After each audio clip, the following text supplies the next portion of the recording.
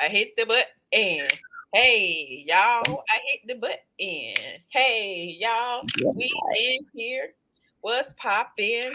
It is time for the March Evolutionary Spotlight, and my sister is sitting on the stage, aka this box, with me. How are you doing, sis? Going well. How about yourself? Hey, these breaths are healthy. I know. Yeah, it's gonna be some. They are. They are very. They are very, very healthy. I need to pull up something so I can pull it over there. Hey, y'all people, Q, take a second and share this out on your page. Give me a second. I'm gonna share it out so you know we're in here. Hey, person in the comments, what's good? Let us know who's watching. Give us a second. We're gonna put this out just in case somebody is um missing it and wants to be here. Hopefully, you guys use the reminders. Shout out to YouTube for the reminder piece. It's Yeah, good I know. because there's so many things that we could be doing on the period and the point and the blank. So there we go.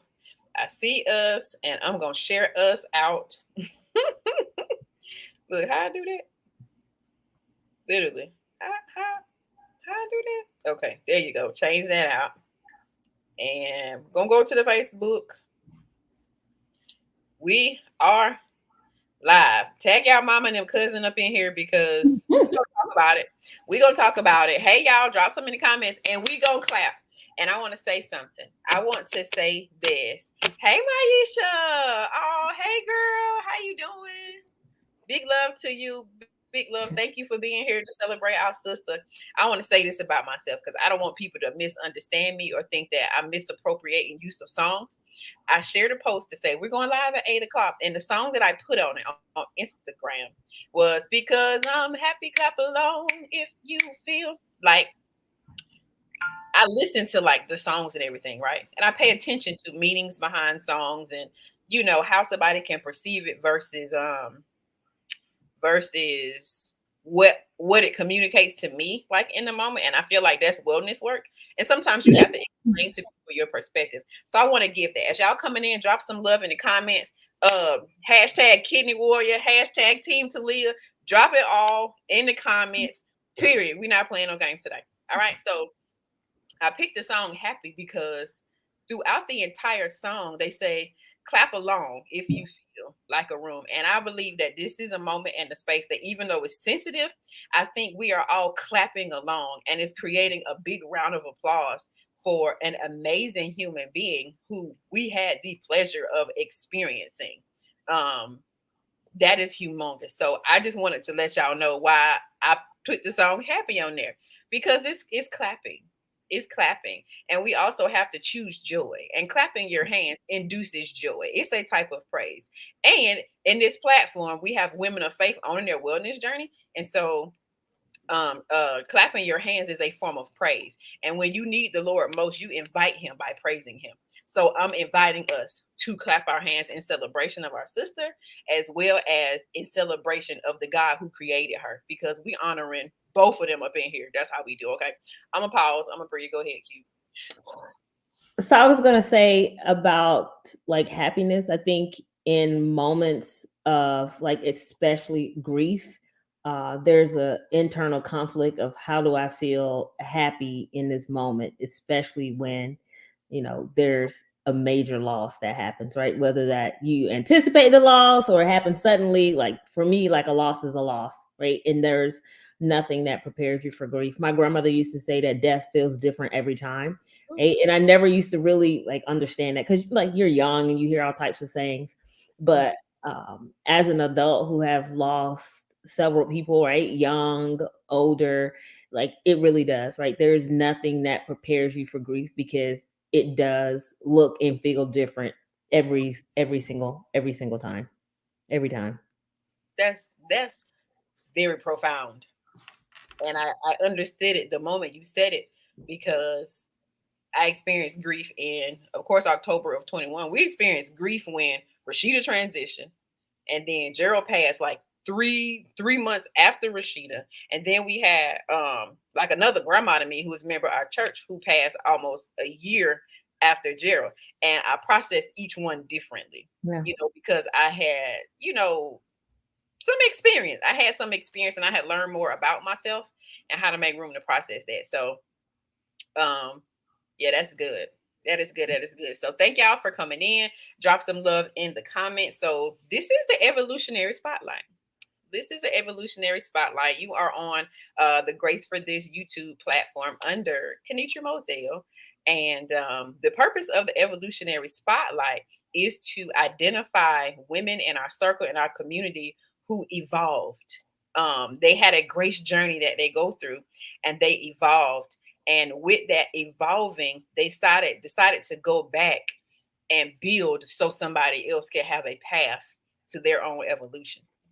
And Rahsheedah was 100%. 100, yeah. Was 100% that person.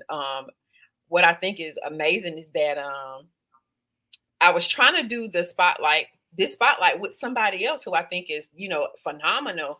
And I was just drained that day. I didn't have it in me, but I was like, okay, this spotlight is going to start off with highlighting Rahsheedah, and then I'll have a conversation with that young lady. And so I didn't end up having, you know, that spotlight with that young lady, but then I guess it was early this week or maybe Sunday night, I just felt it. And it was like, the spotlight is for Rahsheedah entirely. The whole thing. She not sharing with nobody. She the whole thing. I was like, let's go. Yeah. So okay, this is what I'm going to do. I'm going to take a break, and I want to share a video, just kind of like a video slideshow with you guys that it shows Rahsheedah and how she showed up for people. And when we come back, Q, I would like you to lead and kind of talk about some of the challenges that Rahsheedah had and how she experienced triumph, how she chose triumph in some of those hardships. So y'all, I'm gonna go ahead and run this video for y'all, and then we're gonna talk about our evolutionary more when we come back.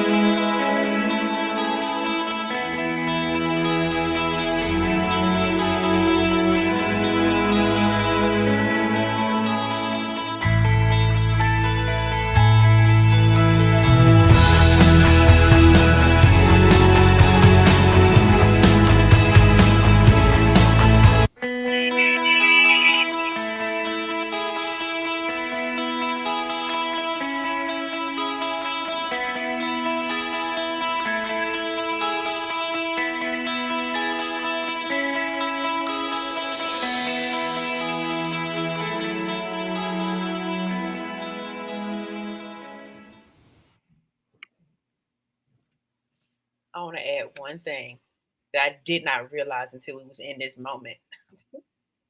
Those last three pictures were the last time Rahsheedah came and visited me at my house.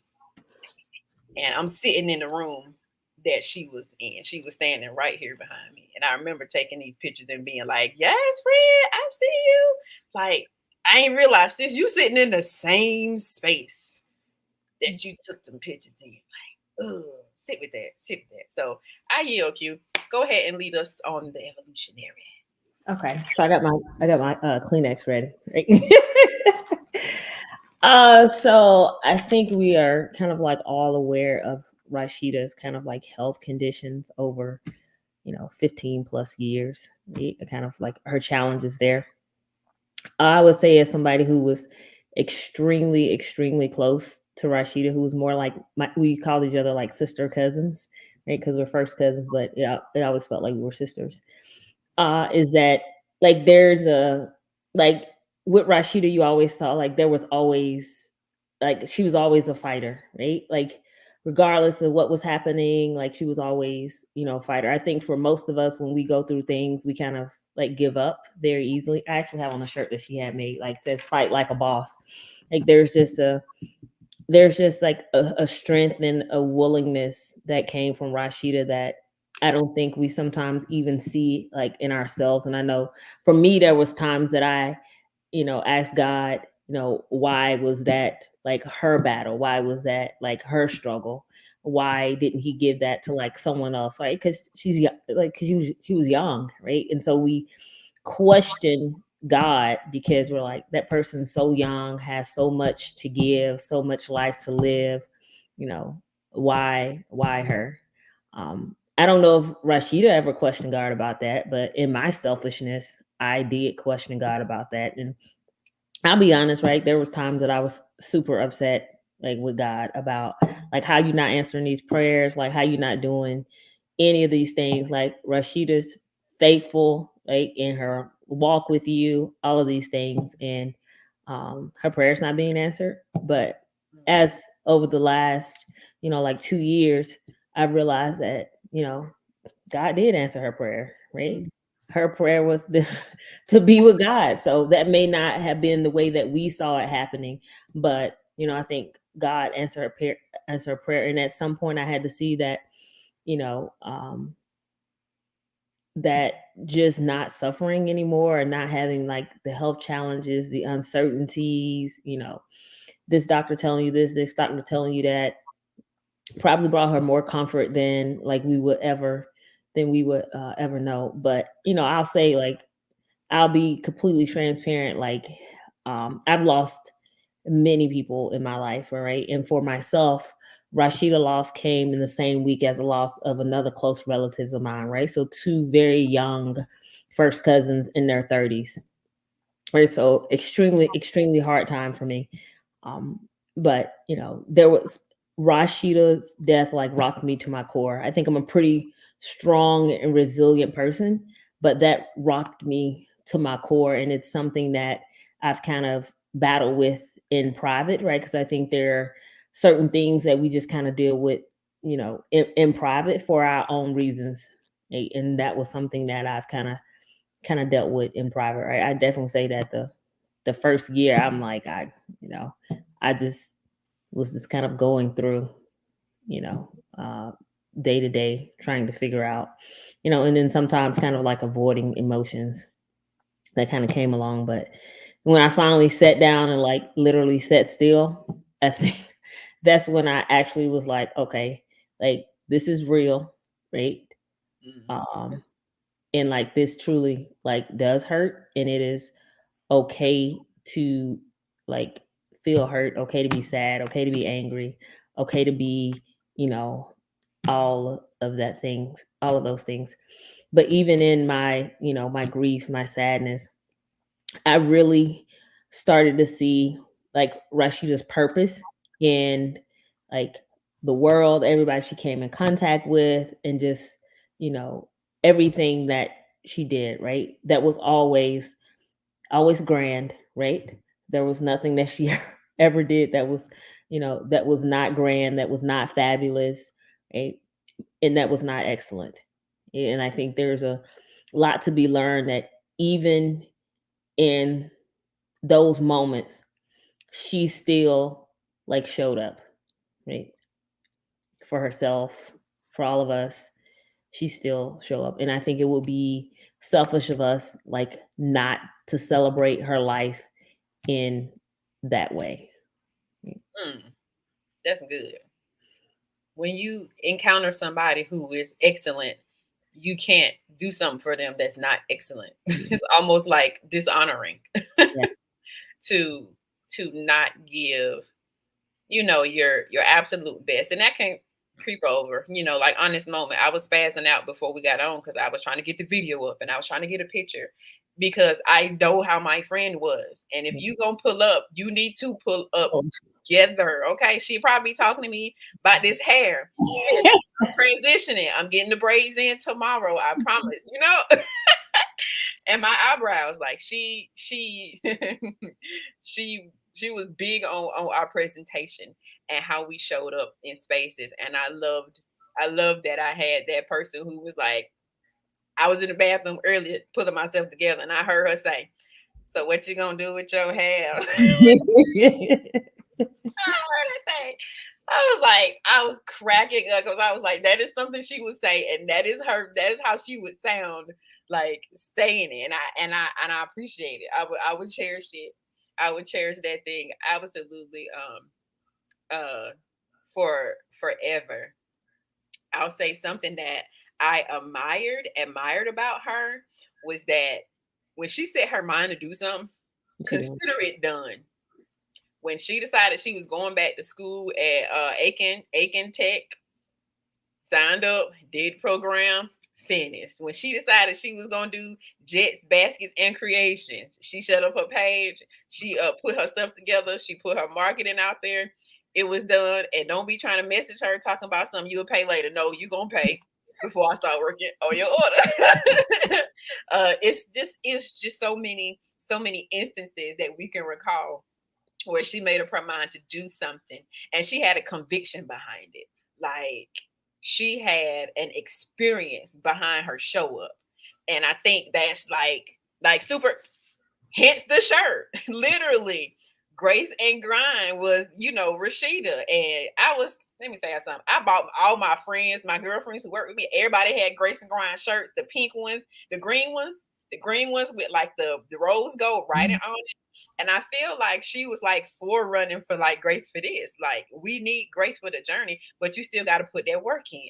What does your grind look like? And I'm just like, looking back, you can see the forerunners that paved a path like before you and have so much more honor and reverence for who people are and who people were in your life and the value that they brought.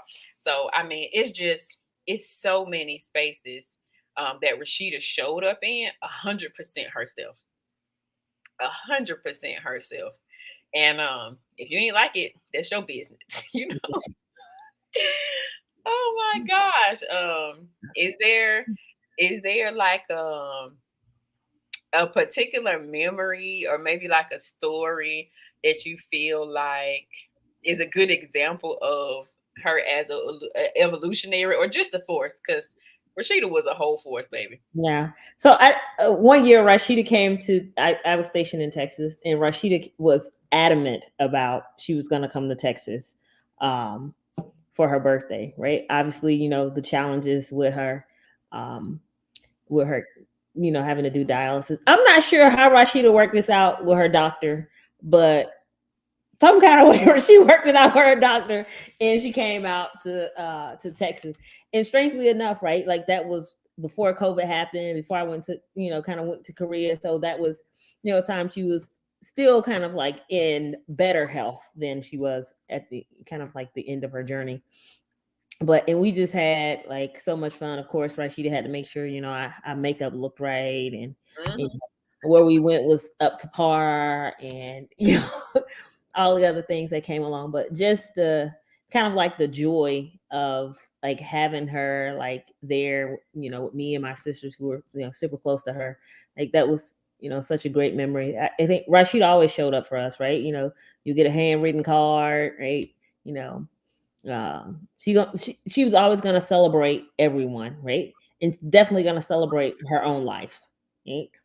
She's always going to do something for her birthday, right? Period. Don't matter, right? Always. It's always going to happen. Always going to do something for her birthday.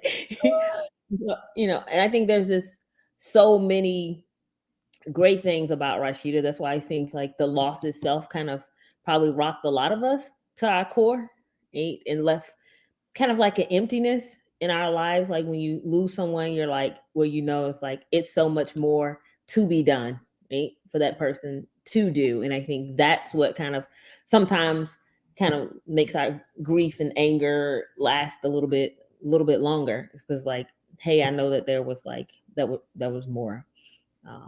But I don't think that's for us to really question as hard as that as hard as that is, you know, like, I mean, but we are human, so we do question God, right? I know people say never ask God why, right? But sometimes I ask God why, and sometimes I may not like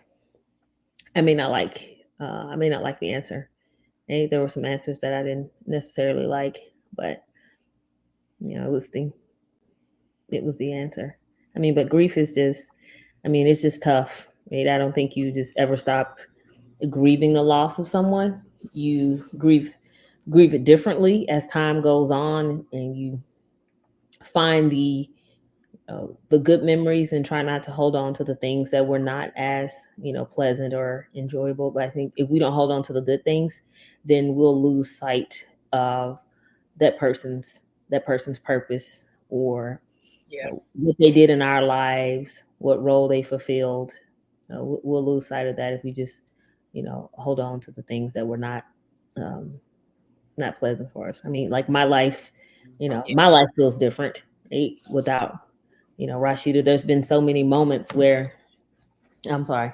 There's been so many moments where things have happened in my life, and I've always thought like, dang, I should call Rahsheedah, and then it's like, oh, like like like you can't, right? Um, yeah, like you can't, there's you can't share. So I'll tell you, like when I was stationed in Korea, like me and Rahsheedah be up talking on the phone like for hours, like not like I'm not 13 hours ahead of her or something, right? And we would just speak. But those were important times and moments for me. Rashid was kind of the way I ended back up in Georgia, right? Like nobody knew that I was coming to Georgia. I told her first. First of all, we like prayed about it, and she's like, George, and I'm like, yeah, that ain't me. God didn't tell you that for me, but here I am. So, but you never know, and I think about, had I gone somewhere else, then I wouldn't have had that time, like when I came back from Korea, to like see Rahsheedah or any of those things, because I would have been somewhere else, because I was gonna like go to Japan, so I wouldn't have even been in the States, right? Yeah. That's a time in my life where like I needed to literally like be there in place, right? That was a time that I needed that. So I'm grateful for that, even though, I mean, like it still hurts, but who said it wasn't supposed to hurt, right? Because hurt does something, right? Hurt has purpose. Hurt has purpose. It's working. It's working on something. Yeah. Yeah. Oh yeah. I was reflecting as you were speaking. Um, when you said like there's so much more work to be done, and I remember how amazing her pastor did with her eulogy at her service. It was so powerful because she kind of like read Rasheedah's resume. She did this, she did that, she did this, and she did that. And even though we can see that there was room for more, we have to acknowledge how much was done. Like she did so much. I'll share this picture while I talk about this. So because she experienced kidney issues, can I do it? Video slide extra. She ended up on dialysis. Oh, share screen. So she was a proud kidney warrior. When I tell y'all, she was committed, and y'all should see that. And like, oh, I gotta hit that button. She was committed to doing the work, to informing people, to educating folks. This moment was such a big moment, and you can see at the bottom here, like there's like a green sticker on it. Her name made it onto this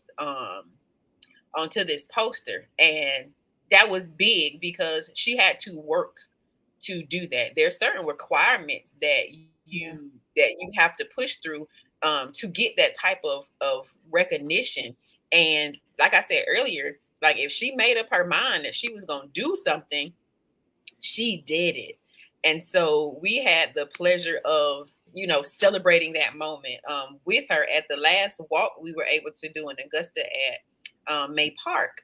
That poster was out there because it was a very big part of her journey and her mission to inform and educate other people on things that you need to adjust in your health journey to not experience these type of challenges. And so she was advocating for physical health and wellness.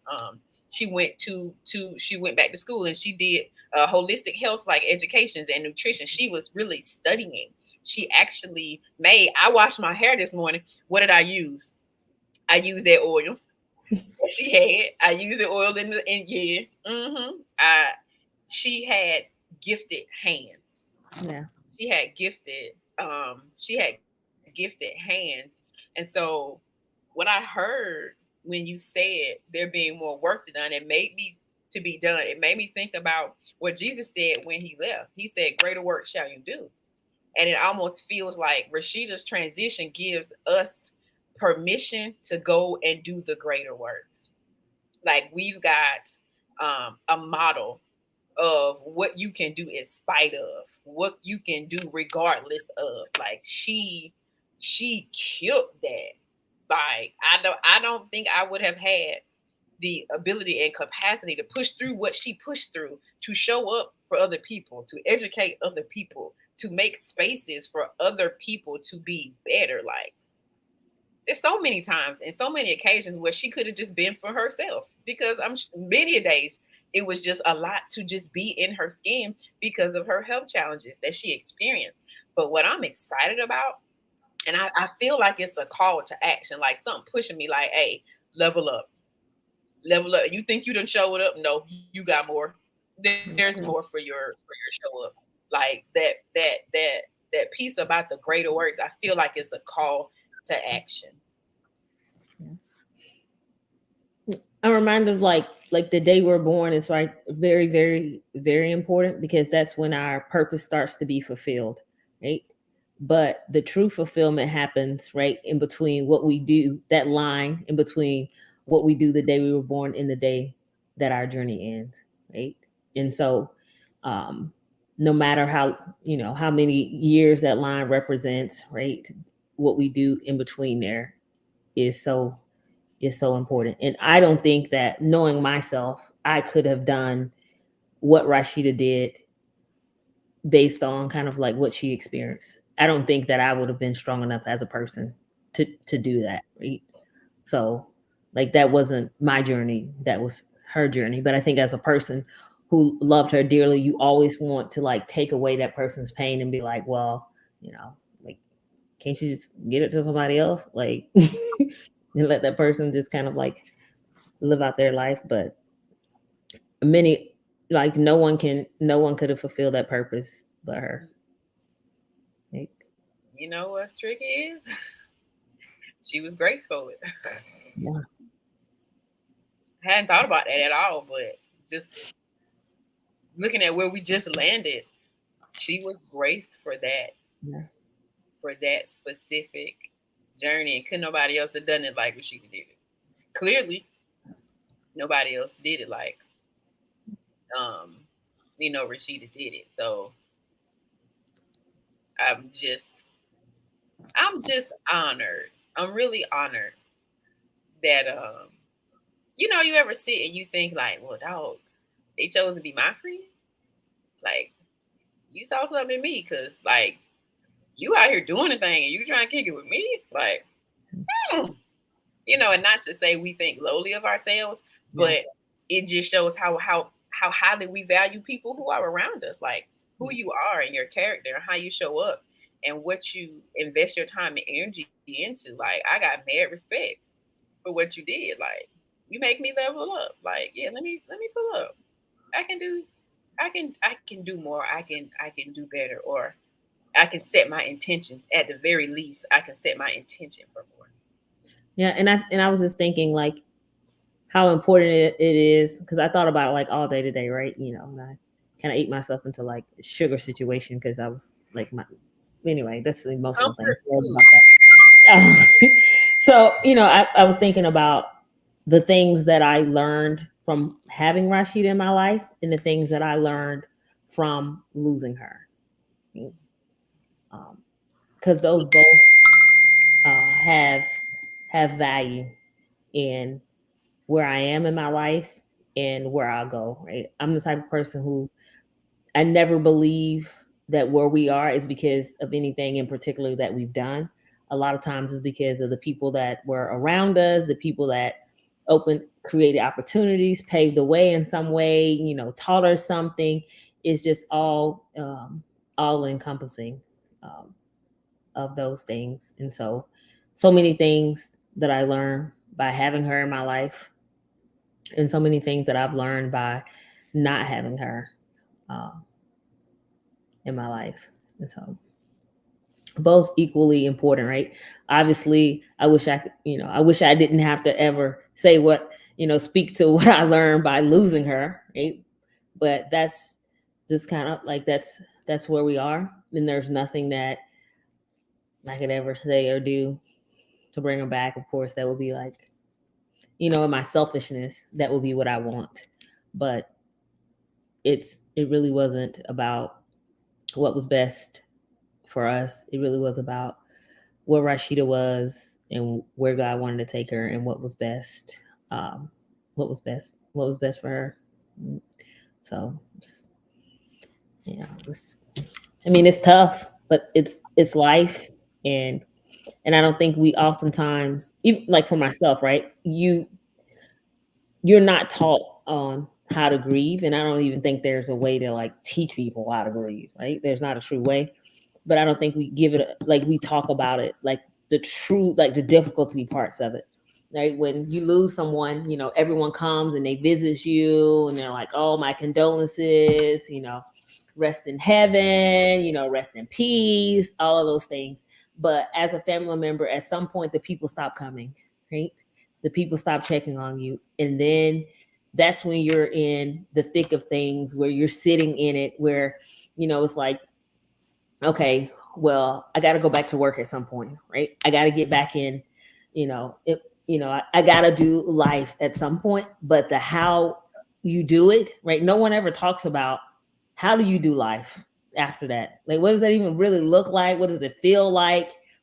I can only speak for myself, is that I know I can probably tell you nothing about what happened in the first year, right? Like, truth be told, I went to work. I'm sure they was like, you did a great job, but did I don't know, probably not, right?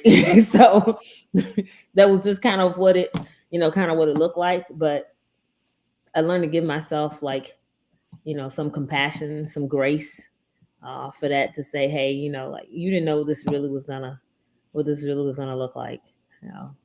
I'm a pretty, I like to say I'm a pretty tough cookie, and most people probably have never seen me shed tears, but I really do cry. And this is the one thing, right? I still like remember this, is that I was at one of my friend's house, like in Augusta, when I kind of like got the call, and probably my friend like 20 plus years probably was like, I ain't never seen this girl cry, right? But they knew that because like that's something that like, you can't prepare yourself for certain things, and no matter how much try to prepare ourselves, like there's no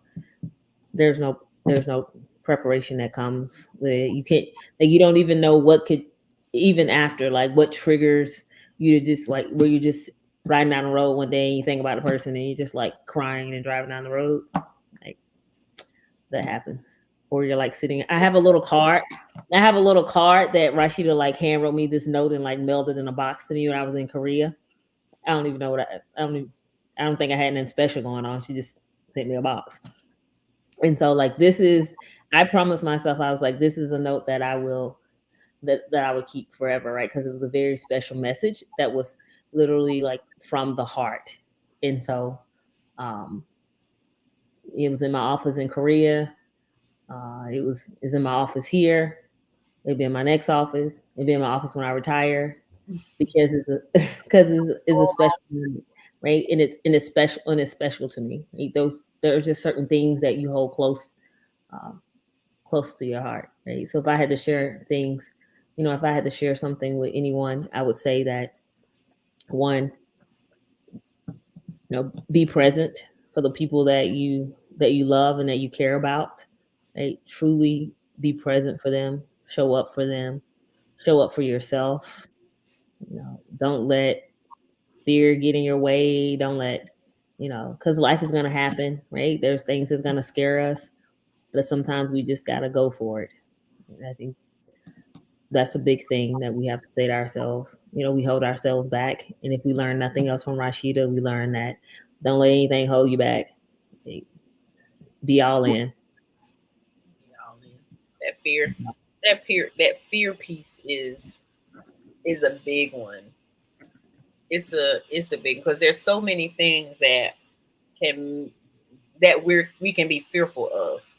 Um, it can be something bad happening, and it can be something good happening. Yeah. It can be how hard it's going to be.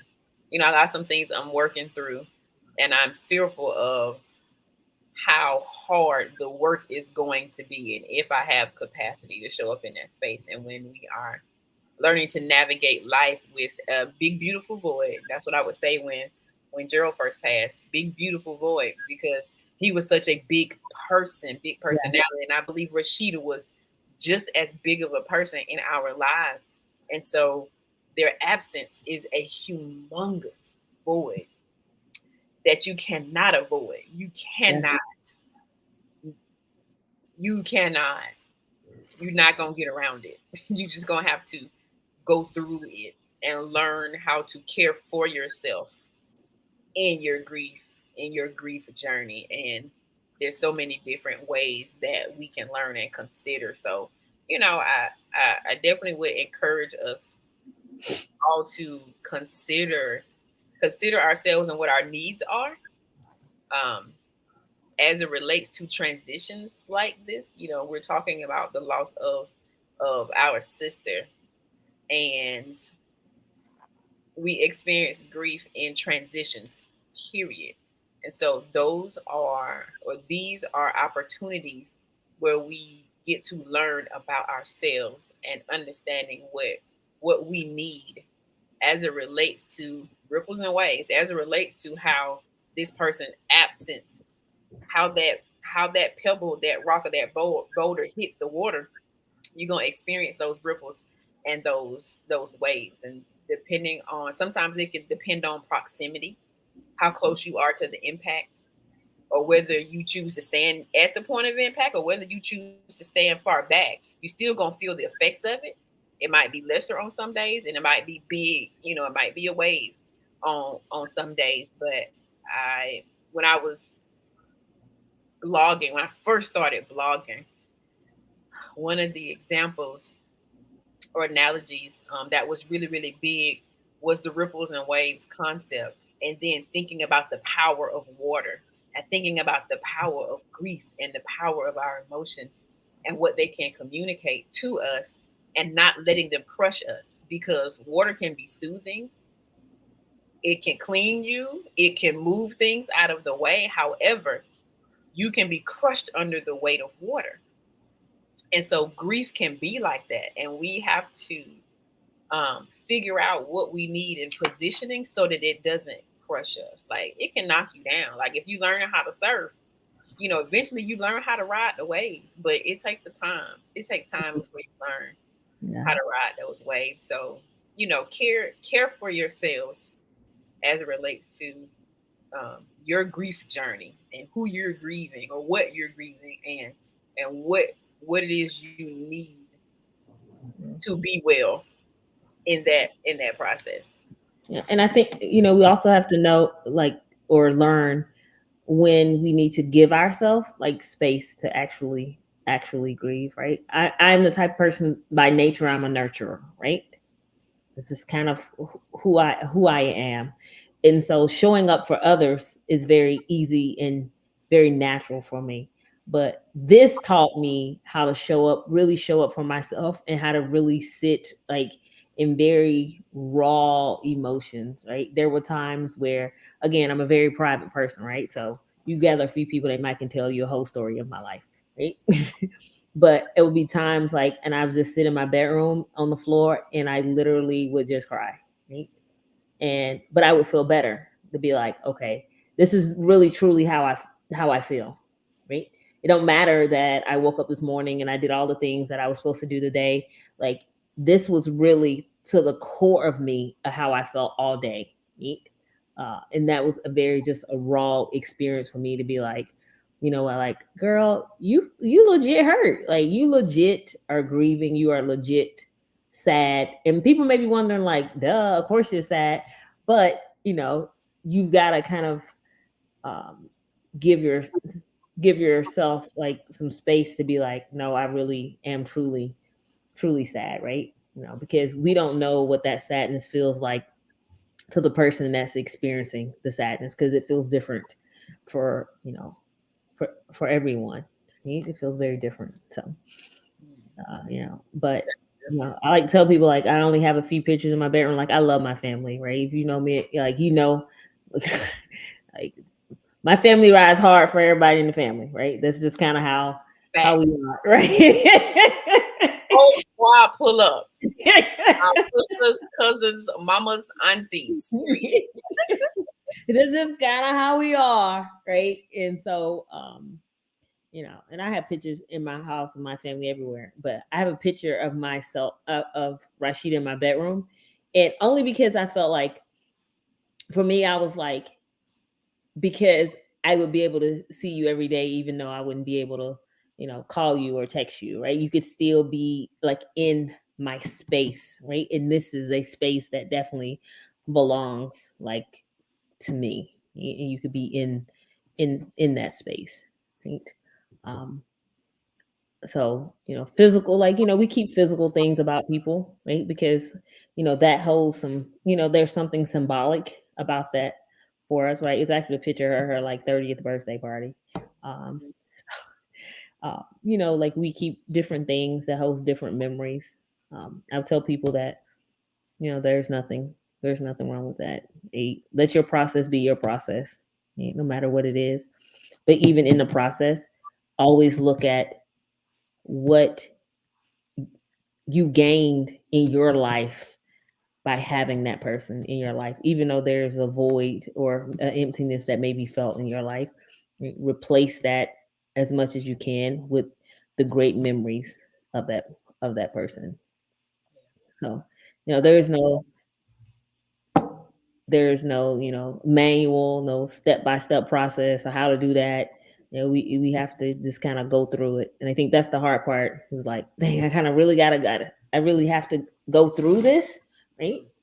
I really gotta go through all of these things to really be able to see how do I truly celebrate that person. And so I think for me it's about like a celebration of Rahsheedah's life, right? And what that truly means and what that truly will look like. There's been times that like I needed her, right, here with me now, and that would be, I mean, that's selfish of me, and I realize that, and I always say to myself, but God needed her more.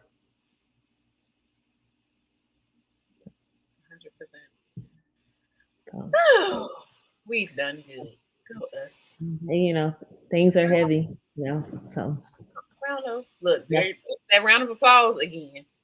nothing's easy.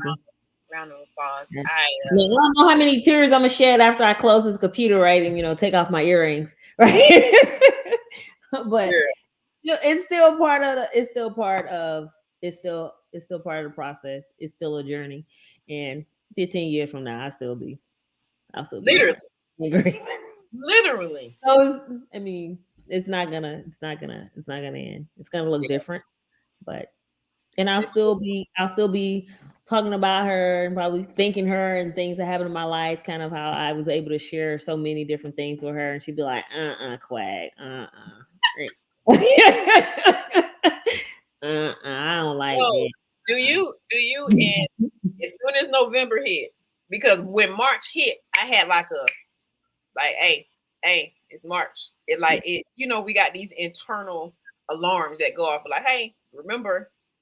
But in November, like clockwork, It's my birthday month. Whole month, whole month, Yes, whole month. I love it. Celebration. I love it. And I'll say that that's a big takeaway that I feel like people should grab a hold of. You gotta celebrate yourself. Yeah, definitely. You can't not celebrate yourself. You don't know when you will have. You don't know if you'll run out of opportunities to celebrate yourself, and you cannot mismanage your time waiting on somebody else to celebrate you. Yeah. And she did that. Every November was going to be an occasion. And when she was building something that was valuable or important, she was going to call on the team to pull up and support. And that is amazing. But y'all be intentional about celebrating yourself. You are worth it. You are worth being celebrated. It does not matter how many mistakes you have made. We out here living this human life. So Yes. you're not measuring your value based on your mistakes. Like that ain't what God says about you anyway. He throws those into the sea of forgetfulness. So forgive yourself faster and celebrate yourself on a regular basis. But choose it for yourself. 100%. You sound like me. 100%. That is good. So I guess we could go ahead and wrap up. For those of you guys who maybe didn't catch it from the beginning, this was our evolutionary spotlight for the month of March. And, the purpose of the evolutionary spotlight inside of Grace for this, it goes with the acronym GRACE: grief, rest, aid, community, and evolve. And the purpose is to identify a sister in the community who evolved, who went through her grace journey and evolved, and then went back to build something to help other people in their journey to evolving. So we honor Rahsheedah Teleah Wright today as an evolutionary, as a woman who loved God, a woman who loved her family. She was creative and determined. Her hands were creative. Her mind was creative. She could see and think and reason through certain things that the rest of the friend circle wouldn't. We weren't creative in that particular way. So uh, I want to point that out about her. And she was a model. She was Yes. a model, and she taught us that put some grind with your grace. Period. Grace for this. Look, part one. Part one, literally. Uh, the original, right? The original. She was just amazing, and we're always looking for opportunities to recognize people in our space and in our community and choose to learn from them. Choosing to learn from them, because just because somebody comes back to help you doesn't mean you actually decide to be open and allow them to be community for you. So while we are honoring those who are evolutionaries in our community, let's evolve in our own selves and make room to receive what it is they have to give and respect their journey, and the fact that they even reaching back to share it with us. Um, that's a different kind of work in itself. So shout out to Rahsheedah Teleah. Let me put our kidney warrior one more time up there. And of course y'all can see her, the other picture, the image on the little image, the cover photo. You can see our sister was beautiful. She was proud. She was fierce. And yeah, you weren't gonna take her. You can pull up if you want to, but yeah, you don't want to come for that. So shout out to the kidney warriors out there. This is kidney awareness, kidney health and awareness month. So to anybody out there who is on that particular journey, be encouraged, keep pushing, do what you need to do to take care of yourself, and keep pushing. It's a hard fight, but keep fighting. Don't leave until your work is done. And I believe that Rahsheedah's work. Well, we know that Rahsheedah's work was done. So I praise God for her, and shout out to you for always being ready and open and available. I know this vulnerability journey, we about 2 years in. And I think we doing good, you know. Yeah. It's been so good. So shout out to Q. I want to remind you guys that you can follow her. She is a mental health professional. She is Army baby. She is taking care of our military service men, women, and families. And she is passionate about mental health. And she was one of our wellness work summit panelists earlier in the month of March. Y'all, phenomenal time. So make sure you go over and follow Q on Focusing on Self. That is her Instagram. Go follow her page. Big things are coming.